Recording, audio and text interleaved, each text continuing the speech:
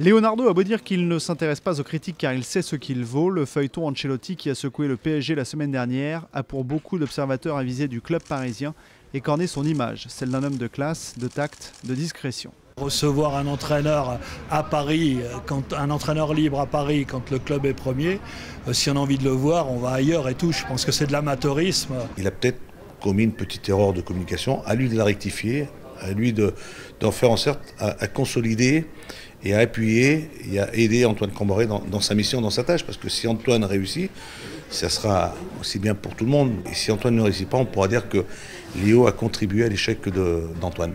Les reproches sont clairs et ils existent aussi en interne où l'on attendait que Léo soutienne Comboiré contre l'avis même des propriétaires qataris du club.